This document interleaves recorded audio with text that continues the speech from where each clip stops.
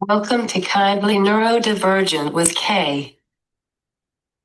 Before we start, a quick note. This episode is for educational purposes only and is not a substitute for professional medical advice, diagnosis, or treatment. And if you notice pauses in our conversation, that's intentional. That's part of how we talk. Today I have Beth Davis. She will be discussing Super Unique Beast, storytelling that celebrates every child. Welcome, Beth. Thank you. I'm so excited to be here. Yeah. Please introduce yourself. Well, you've done a great job so far. My name is Beth Davis, and I am the author and illustrator of a children's book series called Super Unique Beast. And it's all about celebrating exactly who you are, exactly the way that you're made. So I'm just really excited to be here and to share all the good news about the beasts and positivity and a little joy in the world. That's my main motivation.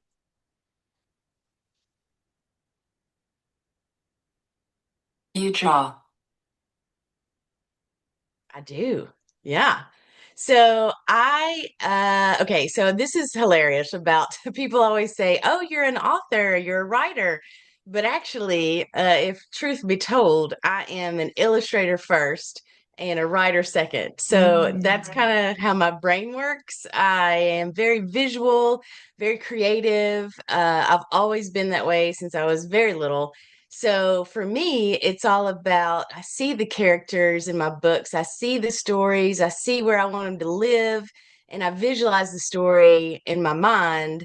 And then that's when I start drawing and creating and inventing these worlds that these little beasts live in. And then after I get that sort of visual out, then I think, oh, okay, now I need words. I need words. Words are a little harder for me. So I usually focus on the visuals and the story and how I would tell it. Because I like to tell a good story. I come from a very dramatic kind of people. I'm from the Appalachian Mountains of Virginia. So a lot of people in my family, we're all very dramatic. We're all storytellers. We talk with our hands. I don't know if you can see that, but yeah, that's what we do. We love to tell a good story. So I just think when I go to write the books, how would I tell the story? And so that's sort of how they come out. And luckily, they're picture books meant for a younger crowd, usually 3 years old to about eight or so. So there's not a ton of words. It's a lot about the pictures. Is it easier to draw first? Well, it is for me, and that's what makes me neurodiverse. For me, that is how I've always kind of interpreted the world. I see things. I don't know. I've always been expressive and creative. Mm. So a lot of people do it the reverse. They write the outline of the story.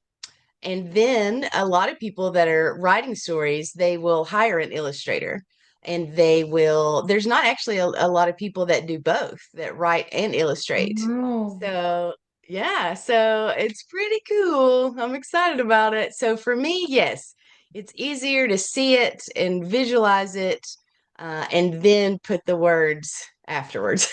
But I'm not neurotypical, so it works for me. How can storytelling help children feel seen and understood?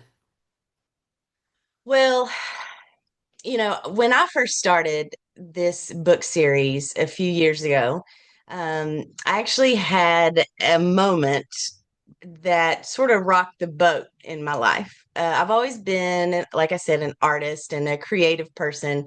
And a few years ago, I was working as a graphic designer. That's what I've done for many, many years. And so there was some corporate downsizing, they call it. And so I actually was laid off from that job. And as I was exiting, I'll never forget it. I had a very inspiring moment from a coworker of mine, and I was bummed out, as one is sometimes when you get a curveball thrown at you. So this coworker of mine, she told me, she said, Beth, you have a unique voice, a unique perspective. I've always trying to be positive and shine a little light in the world. And she told me, go do that. Go find what it is that only you can say and that only you have that you can share with the world. What is that? What does that look like? Don't worry about a job. Worry about creating for yourself and for others. And what does that look like? And man, that rocked my world. I was just, oh, okay, yeah, that's a great idea. And of course, when you're seen and heard by someone, because that's what happened. This person that told me this was super sweet and positive and amazing person. And when somebody like that actually sees you and notices you and says, you've got something special and you need to share that with the world because it's important. Your voice is important. And that's a game changer. It doesn't matter how old you are at all. Mhm. Yeah, so that's just positivity when someone really appreciates and sees the special qualities of a person and then tells them you got something great and you need to share it with the world and live your best life. Man, that was motivation. That was inspiration. So I knew that I needed to do that. That's what that was the path that I took off on. How And I many thought, books do you have? oh, yeah. So again, I started a couple years ago and now I have five little beasts. You can see some of them back here. Hey, little beasts. So I have five books and I started with myself. I thought, what did I need to hear as a kid? And what message was important to me? And that was just that I see you, I see everything about you, and you're amazing exactly the way that you're made. So I started with Lucinda the Lion. That's me. We even have the same hat.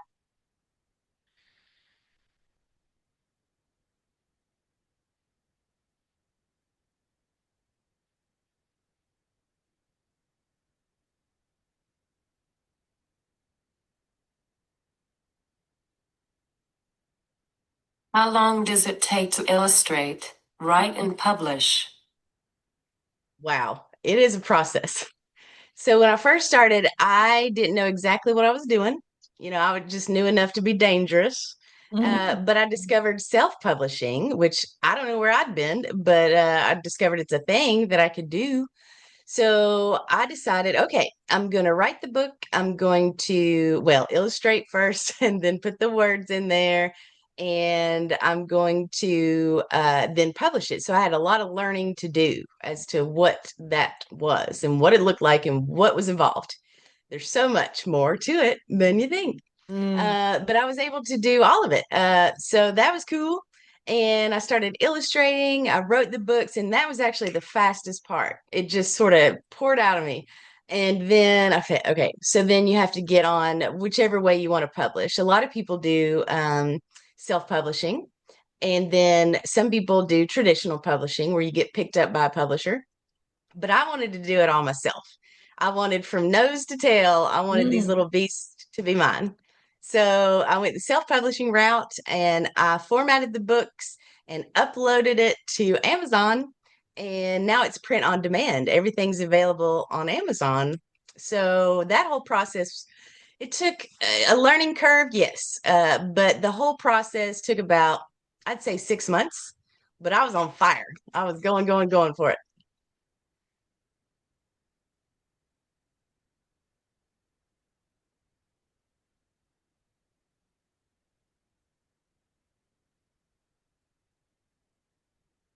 Did all five release at once? Oh, well, yeah. So I released Lucinda the Lion first. Let me show you. Hang on. I gotta show you the book. She's super awesome. So here's little Lucinda the Lion. I don't know if you can see the resemblance. Ah, it's me. Yeah. So she's my little plus size freckly redhead, Mm. and her story is all about creativity and learning that being unique is something to celebrate. And whatever makes you uniquely you, you should own it and live your best life. And so I started with Lucinda, and then straight after that, I went into my next book, and it's fully illustrated from, border to border. And it's my story, growing up in the Appalachian Mountains of Virginia. Check it out.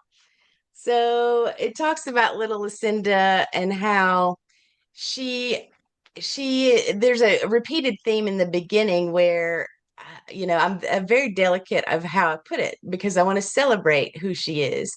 I don't want anyone to feel like they're other than or they're different. I want them to feel like they're unique, and that's what makes them great.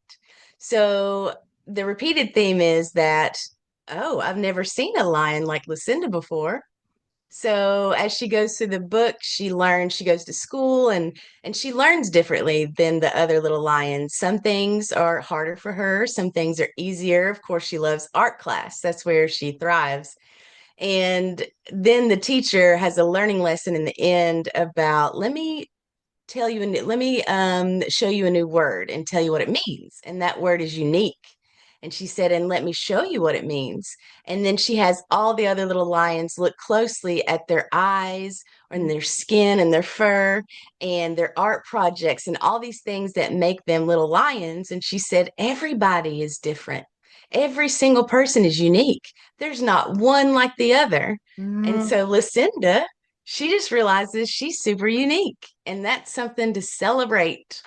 So once I got Lucinda out in the world, I was just ready to go. So I What made you published my focus book. on animals? Oh, well, because animals are my favorite.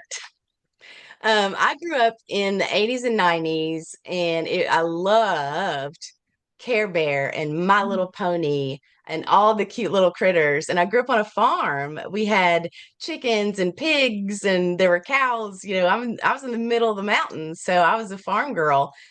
And I had dogs and little all the things. So animals were my best friends growing up. And I knew that animals would be such a cool way to express these types of different characters and lived experiences because usually, like Turbo the turtle over here, he is a turtle that likes to go fast. Mm. So his story is about ADHD and dyslexia. And you wouldn't normally put a turtle with, somebody likes to go fast. So I like to flip what the animal is known for and show that, hey, they're just Mm. yeah. And I do that for all my characters, even Hannah the Hawk here. Hello, Hannah. And this is little Camo. This is her guide chameleon. Oh man, I gotta show you this real quick because I love little Camo and Hannah. So she's a hawk, right? Usually people say, I'm watching you like a hawk, or I see like a hawk. So they're known for their eyesight. But Hannah has her little glasses and she can't see very far, and she has little Camo there. He is her guide chameleon that sits on her shoulders, on her back, and helps her fly so she can go on adventures. Mm. Exciting.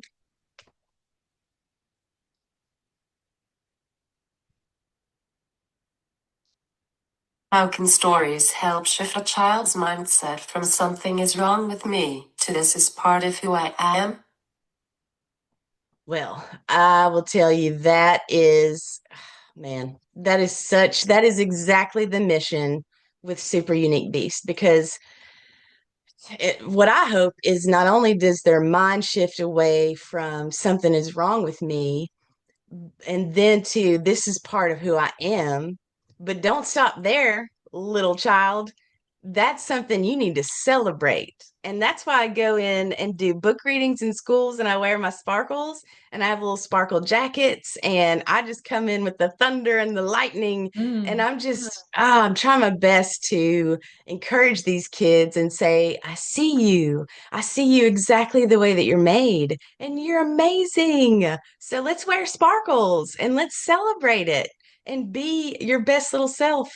So that's what I hope it just shifts all the way to the other side of it is there's nothing wrong with me.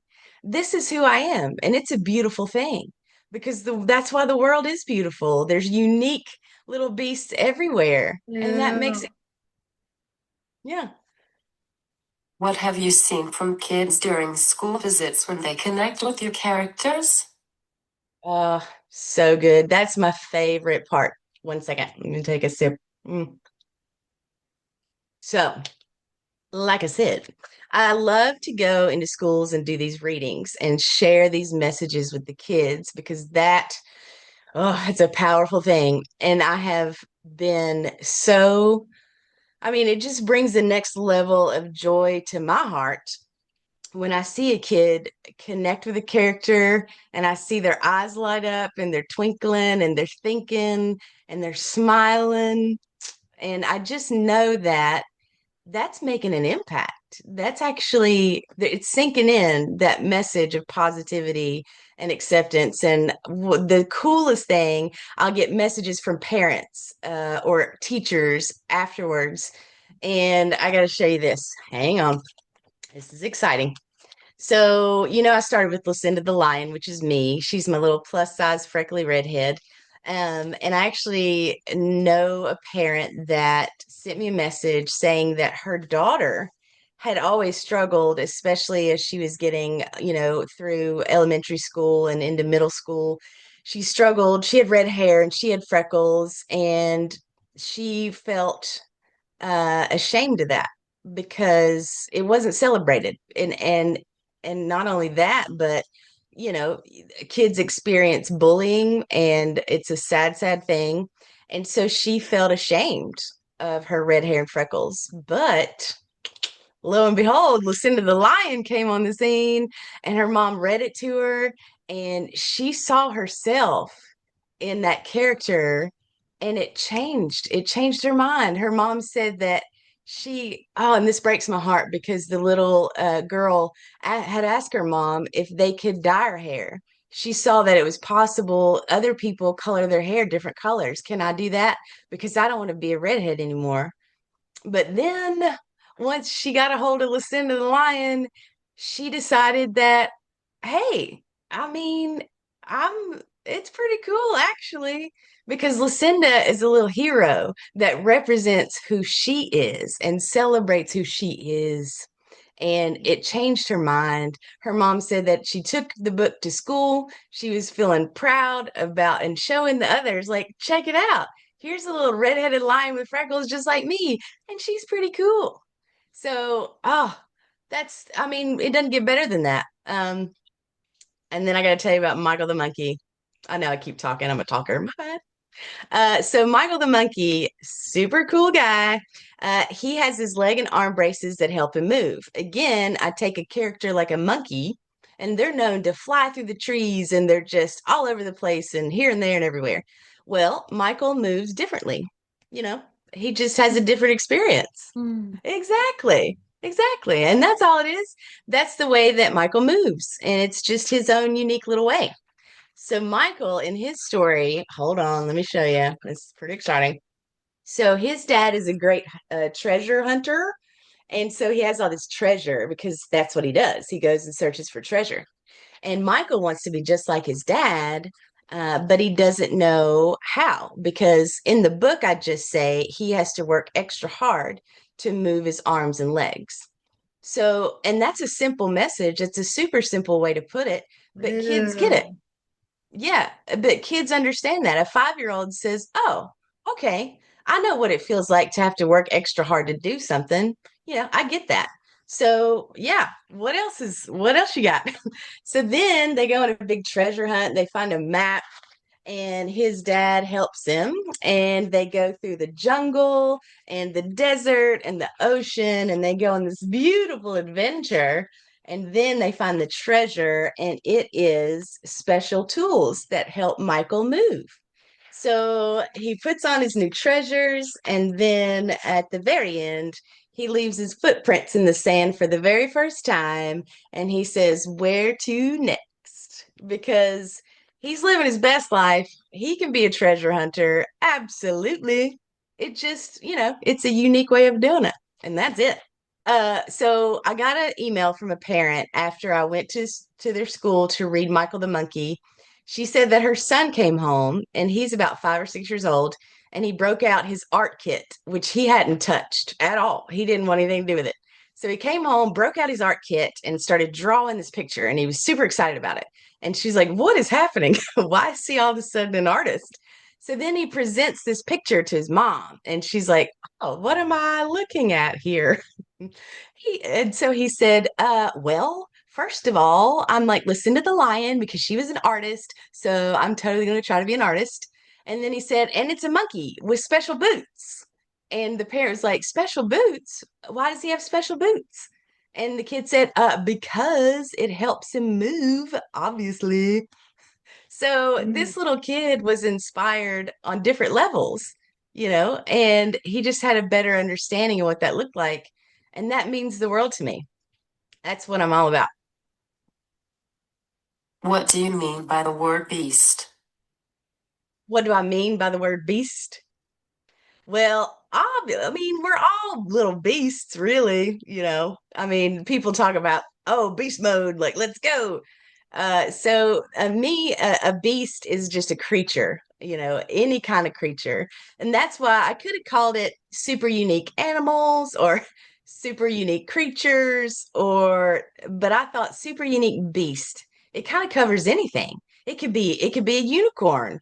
It could be, I mean, just any creature, magical, non-magical. I don't know. And we're beasts. I feel like sometimes I'm a beast. Rawr. So I always ask the kids when I'm there, I'm like, okay, if you could be a beast, what kind of beast would you be? Oh, and it's so much fun. I get everything from a T-Rex or a pterodactyl to a snow leopard, and it's just super fun. Thank you, Beth, for coming on today.